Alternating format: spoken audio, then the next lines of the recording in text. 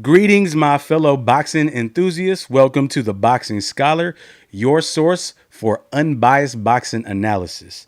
I am Marcelo, and in this edition of the Boxing Scholar, I'll be previewing the IBF Welterweight Championship fight between champion Errol Spence Jr. and challenger Lamont Peterson. I'll also be giving you my prediction, but let's be real, it's not much of a prediction. The majority of fans and analysts will be picking the highly favored Errol Spence Jr. It's near unanimous. I mean, I'm sure there are a few people who think Peterson's going to win, like Peterson's friends and family, but I'm sure they even have some doubts. But hey, anything is possible. This is boxing. Anything can happen. But let's be real. Errol Spence is likely going to knock out Lamont Peterson. And you can see Spence knock out Peterson live on Showtime January 20. And if you don't have Showtime, order it, then cancel it after the fight. I mean, it's going to be like a $5 canceling fee. Now let's take a look at these two combatants. Errol Spence is a dynamic offensive dynamo. I mean, this guy body punches fat people at barbecues. He walks up to the neighborhood family barbecue and punches fat people.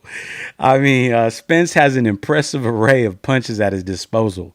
Hooks, uppercuts, straight rights. I mean, he's got a very good offense. He's a former U.S. Olympian. He represented the U.S. in the 2012 Olympic Games in London.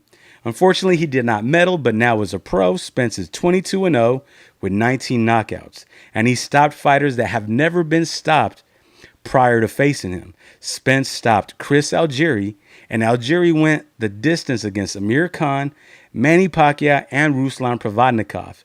Spence also stopped Leonard Bundu, who went the distance against Keith Thurman. So yeah, Spence got some pop in those hands. And, Spence could be something special. And last year, Errol Spence won the IBF welterweight title against Kell Brook in Brook's hometown of Sheffield, England. Spence vs. Brook was one of my favorite fights of 2017.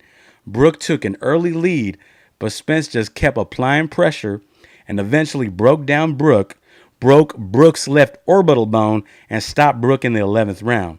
And at the time, I considered both Spence and Brook to be the two best welterweights in the world. And yeah, I know Keith Thurman is the man. He is the unified champion, and he has proven more. But at the time Spence and Brook fought, I would have picked both Spence and Brook to defeat Keith Thurman. Of course, things have changed now.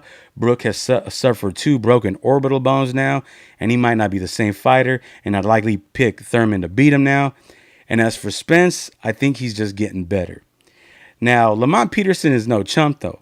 Lamont was homeless at the age of 10 until boxing trainer Barry Hunter took him and his brother Anthony to the boxing gym. Peterson is now a former WBA and IBF super lightweight champion. He also became the WBA welterweight champion, a title he would later vacate. Lamont Peterson has 35 wins, 17 knockouts, and only 3 defeats. Peterson actually has fought better opposition than Errol Spence.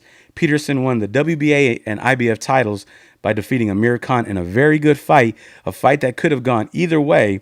Peterson just kept moving forward, applying pressure, and he benefited from point deductions that the ref took away from Khan, and Peterson was given the decision. Now later that win would be tarnished after Peterson tested positive for PEDs, and he eventually was stripped of the WBA title.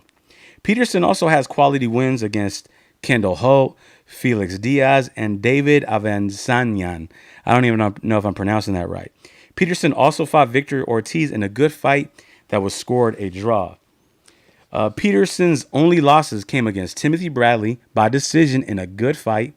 Another loss came against Lucas Matisse, who stopped Peterson in a one-sided fight. And his final loss came against Danny Garcia in a fight a lot of fans thought Peterson won. Though Peterson did give up a lot of early rounds because he decided to move and not really let his hands go. But in the second half of the fight, Peterson started moving forward with the high guard. Peterson was applying pressure and moving Garcia back, putting it on Garcia. And Peterson clearly won a lot of the late rounds. It was a close fight. I'm not going to call it a robbery. It could have gone either way. Now Peterson can box and he can stick and move, But I prefer seeing Peterson moving forward and bullying opponents in the inside. And that's what he should have done against Garcia at the very beginning. Now, as for my prediction, like I said, it's not much of a prediction. Errol Spence is going to stop Lamont Peterson. Now, whether Spence is going to stop Peterson early or late really depends on which Lamont Peterson is going to show up. If Peterson decides to stick and move, then Errol Spence is eventually going to walk him down, break him down, and put him down around the 8th or 9th round. If Peterson decides to move forward and fight Spence in the inside, then it's going to be an exciting action fight for as long as it lasts. And I think Spence probably gets him out of there in the 4th or 5th round. All right, folks, go ahead and let me know who you think is going to win. Wait, no. Hold up. Let me change that. Go ahead and let me know how you think Errol Spence is going to win. Decision, knockout, what round. And if by some chance Lamont Peterson pulls off the upset, don't come at me because I was wrong, because you know your ass picked Errol Spence too. And if you legitimately believe Lamont Peterson is going to win and he does pull off the upset, props to you.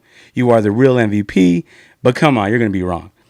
All right, my people, give this video a like, comment, and if you have yet to subscribe, go ahead and tap that subscribe button. Until next time, goodbye and adios.